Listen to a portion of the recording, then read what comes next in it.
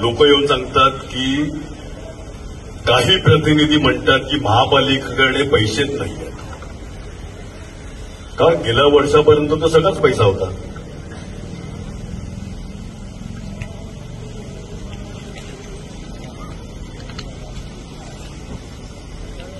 किती कोटीची एफडी होती? 400 कोटीची एफडी केलेली. आणि 400 कोटीची जी एफडी केलेली ती महापालिकेला व्याज मिळेल त्याच्यासाठी नाही. दहेडचा प्रकल्प ला लागणारा जो पैसा म्हणजे आपल्याला पाणी पुरवठा डॅम आपण मालकीचा करून घेतला. आज तो विषय नाही. आज फक्त रोडवर मी बोलणार आहे.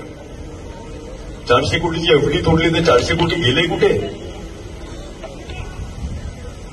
कुठे गेले? एफडी तुडली कशी काय? ते पाण्यासाठी आपण ठेवलेले. रील वगैरे मध्ये आता ते मला बोलायला लावू नका हो. ते लोक बोलायला लागल्यात आता.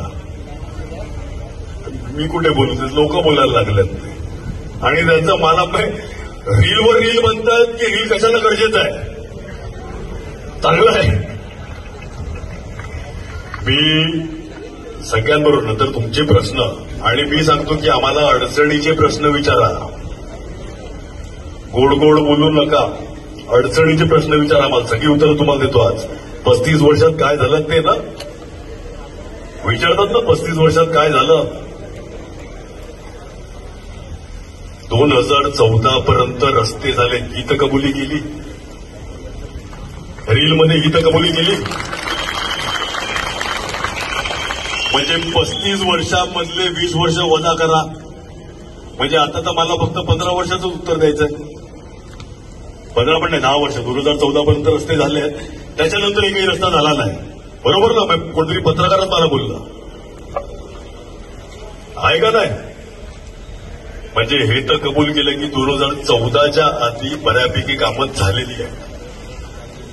एका प्रतिनिधीने सांगितलं की फक्त 100 कोटी एमएमआरडी म्हणून आलेले आहेत. म्हणजे हे तर कबूल केलं की 35 वर्षात काहीच झालं नाही. म्हणजे 100 कोटी जर आणले